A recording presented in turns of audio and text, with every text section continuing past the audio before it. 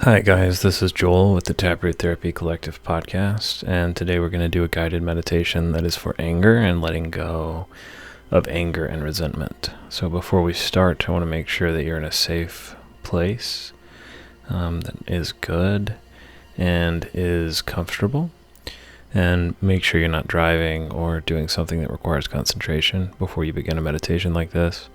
It doesn't really matter the posture as long as it's comfortable and it lets you pay attention to the sensations that are around you.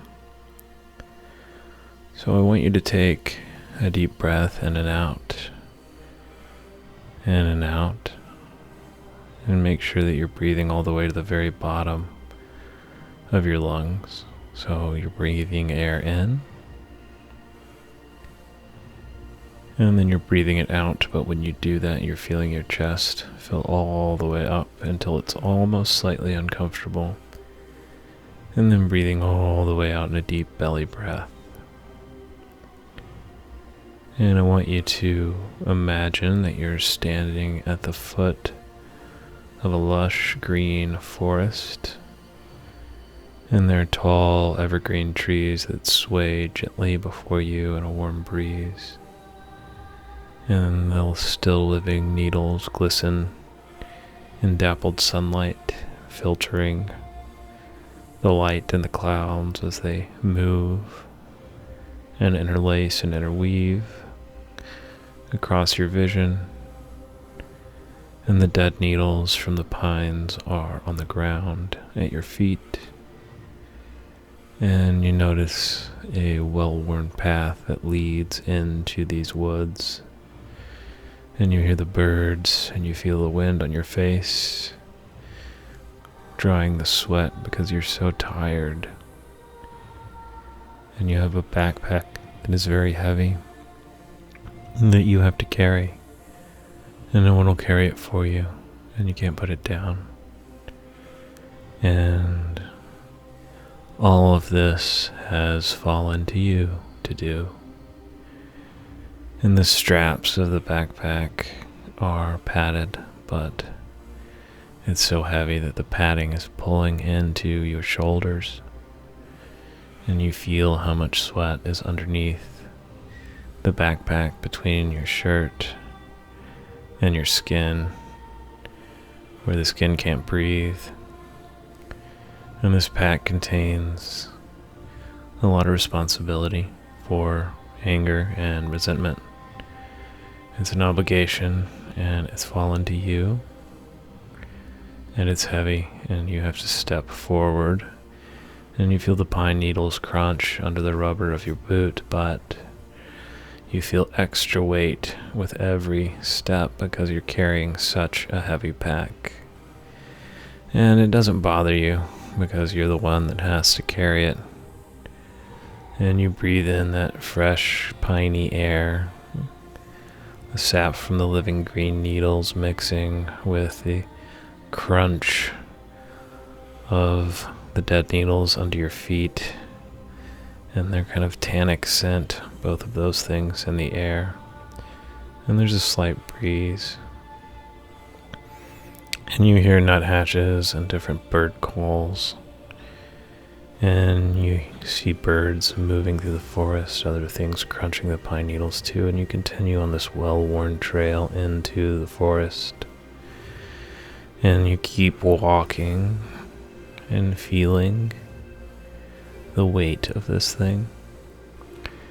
And the canvas rubs against your shoulders, and you feel the pain radiating out. It's kind of a tight heat in the center of your chest, maybe under your rib cage a little bit. There's kind of a clammy sweat in the center of your chest under your t-shirt. And you feel that same pain kind of going through your torso, up underneath your shoulder blade, from the way that you have to lean forward and brace against the weight of the pack. And you feel that pain under your shoulder blade radiating down your back in a tight tension that is hot And also running all the way up from your shoulder blade, up the 2 tendons on the side of your neck, on either side of your skull. And you have to pull your head forward with your nose up because your spine is bending down to brace against the weight as you walk. And you feel this heat rise up your neck and pool under your hairline, where the air can't make contact with your skin. And as you go along this trail, your pace slows, and you feel the gravel and the clay where there are no pine needles under the path, and your foot can skitter through the sandy gravel and the rocks, and it's slightly wet, and you have to make sure that your footing is sure with every footstep, because you have to carry this pack, and your thigh muscles quiver with this effort of this weight that is yours and no one else's. And you feel your kneecaps lock when there's twinges of pain that shoot through your ankles and your knees, and your whole body feels rigid and strained, and each joint hurts, and it's hurt for a long time. It's hurt for a long time. And that anger sort of radiates through you, pulsing with the pounding of your heart. It's not just in the backpack, it's in your body. And part of you resents this burden, even though you know you have to do it and that it's yours to do.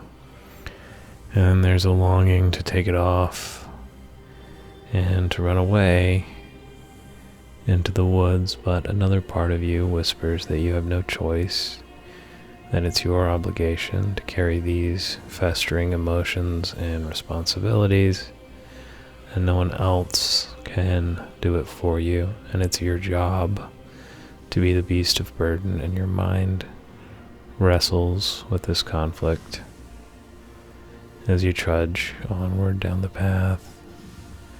And it's darker under the trees, it's cooler, the sun isn't on your face, and the wind can whistle underneath the tall branches of the pines above you. But you can see the tall trunks going on forever in a field of dark green and brown. And the majority of the branches are tall, far above your head, making a ceiling that doesn't let through very much sunlight. And you can hear squirrels, and you can hear birds on the bark of the trees and the branches. And you walk onward. And it's so dark under the trees that you don't realize that after you crest a hill, you're coming up on a glittering pool of water that is clear and undisturbed. There's small ripples from the wind. And you see this shimmering pool of clear water, and it's in a small glade. And there's mossy boulders encircling the pond, like they're guarding it. And there's a shaft of golden light that pours down through the canopy around the opening of the pool in the forest. And there's reflections dancing on the mirror-like surface of the water, reflecting the golden shaft of light up against the underside of the canopy of pine needles in places. And the sight makes your heart feel heavy but calm. And the cool wind coming off the water starts to give you a chill in your skin as the temperature changes. You walk to the edge of the pool and you pull the pack off one strap at a time and unbuckle the strap that runs around your belly and take the strap off of your left shoulder and off of your right shoulder. And it feels odd to stand straight. It feels odd to breathe deeper now. And you feel the cool air across your face and your nose. And you feel it rush into your lungs with every breath. And you feel your heart pumping as your blood pressure is up. And you feel your heart become cooler. And you feel the sensation coming back into your shoulders and the tendons that run up the back of your neck as they can relax and feel their sensation. All of a sudden they don't have to strain. And you can feel the wet sweat that the straps were pushing into the shirt. And all of a sudden, as that water starts to cool off and dry out in the wind, so much heat is wicked away from your body in these places that were painful. Around the back of your neck, and all the way down the straps, down the shoulder, to across the lumbar where the weight of the pack was resting against your back. And you feel these kind of stagnant aches start to relax, and you realize that you've forgotten what it feels like to inhabit your body without the clamp of straps and buckles. And the pack sits on a rock waiting for you. It's not gone, but you're free of it. You can have the pack, and you can also be free from time to time. And you take what feels like your first full breath, filling your lungs with air and cool temperature and life. And you kick off your boots and your socks, and you tentatively dip one toe into the water, and its coolness laps at your skin, inviting you in. And you peel off your socks, and you feel the water in a ring circling your foot as it goes deeper and deeper up your ankle now, and then up to your knee, and you hop off the rock with a splash, and you feel the silt going up in between your toes, washing away sweat and grime. Cool silt at the bottom of this pool, and the water is blue and gem-like, and the water envelops your calves now, making them shake and then be still, and your thighs and your hips. And it seems to dissolve these miles of tension from walking. And you sigh deeply and relax into the silky embrace of the water. And you feel that ring of water move up your waist, around your belly button, and then up your midsection, and you allow yourself to float and surrender to the gentle support of the water, and you feel weightless and unbound as it wets your hair, and you feel your hair floating as the water is all the way around your ears, in the middle of your skull, and the top of your hairline is still on your forehead, hot and sweaty, but the base of your skull is so cool as you float, and it cradles you like a child in the arms of the earth. And that anger and obligation melt off of your body as you are transmuted, swirling away into the sacred pond. And there's some old wise part of you that knows that you can be responsible, and you can still relish freedom, and you can have bad things happen to you, but you can still be good. that life can still be good, and that you can lose things, and that you can gain things, and that things can change, and things can grow, like the little shoots coming up through the grass that look like brushes or koosh balls that are bright green of tiny pine trees that one day grow into the big pine trees that make the canopy all around the pool, and the golden shaft of light shines down on your face and the top of your forehead are the only things that have not gone under the water yet. And you take a deep breath and you go all the way under the water. And you are more than what you are thinking about. And you are the parts of yourself that are seen by others and that are unseen by others. And immersed in the stillness, know that you can be responsible and joyful. You can be happy and mature. You can be purposeful and also playful. And these qualities can coexist and overlap. They don't contradict. And they complement and enrich one another. And your multiplicity enriches you. And you feel your capacity for lighthearted, uncomplicated joy expanding.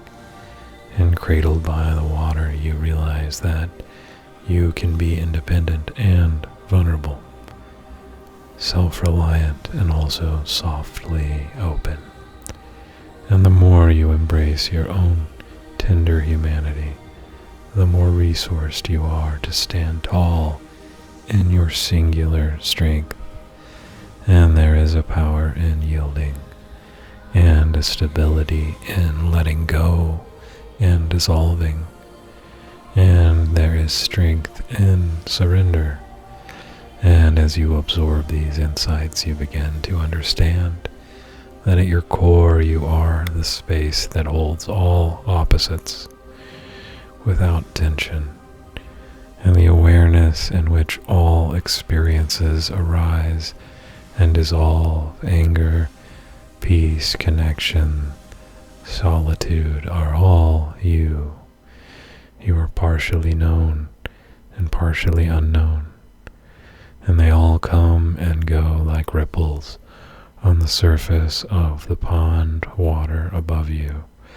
But underneath the movement, you are the water itself, vast and clear and unchanging. And here you can welcome all the colors of your life with a wide open heart. You can allow anger to flow through you without damming your aliveness. You can be responsible, adult, and spontaneous child, a solitary voyager, and stand in the web of belonging. And there's room for all of it in the generous space of your true nature. And carry this spaciousness with you. You always carry this spaciousness with you. And remember what you are not always aware of, but you always know. And all of a sudden in the depths of the water, you feel a depth to yourself. There is more to you than you can see at any moment. There is parts of you that are known and parts of you that are unknown. And even if you're feeling something strongly in one moment, it is not all of you, because there is so much more now that you know. And you know that there are parts that you cannot know, like the depths of the water, like the deep black at the bottom of the water. It cannot all be seen, and you cannot all be seen, even by yourself in any one moment, cannot be known even by yourself in any one moment. What you are, the depth of what you are, and the things that you connect to, and the things that cradle and hold you, even when you do not notice them. And for a few moments you soak in this peace and remember this feeling of being cleansed and renewed and reborn, and the water is so cold all around you, and you feel it wash away the sweat and the dust and the flecks of the red clay on your bare legs. And you carry it back with you, this awareness, as you return along the forest path, moving with lightness and ease in your refreshed body. You will take it back with you, a bit of this place, this hidden depth, because you know now that you can be responsible and you can also be free. You can have obligation and you can also have freedom. You can be important and you can also have freedom. You can feel trapped, but there are parts of you that can always be free. And you breathe in and you allow these realizations to settle, not just into your muscles or your tired skin, but all the way down into your bones, so you will always know them. And for a few moments more, soak in the peace and remember this feeling of being cleansed and renewed and reborn, and carry it back with you as you return along the forest path, moving with a new lightness now and a new ease and a refreshed ability to carry this pack, because the journey is not over, but you now understand that you can pick up your duties without losing yourself. The people can do things to you that do not have to control or change all of who you are. And you've learned a precious secret now, that anger can be released back into the earth, that it is only a moment but not ever real. It grows too heavy and you can re-emerge restored into your true essence, and you can be part of the world, and you can have feelings, and you can have events happen to you, but you can still be whole outside of these moments that take things away, that make a part of you feel. You can still be resilient, and you can be free.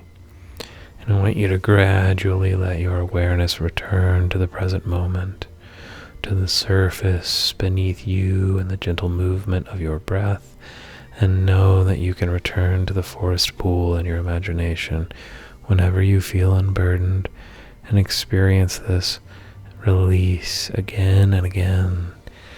And it is always there beneath you in the deep waters of a well that live inside of you and under you, and your connection to the web of all of the things that make you up and make you part of the world. And the unbounded wisdom of your heart is always there, waiting to welcome you home. And when you're ready, I want you to begin to wiggle your fingers and toes and your renewed connection to your body, and take a deep breath in and out. And when you're ready, gently open your eyes if they're closed. Return to normal breathing if you're still carrying the meditative breathing with you. And then try and carry this sense of spaciousness and possibility into your next project, into your next moment in time.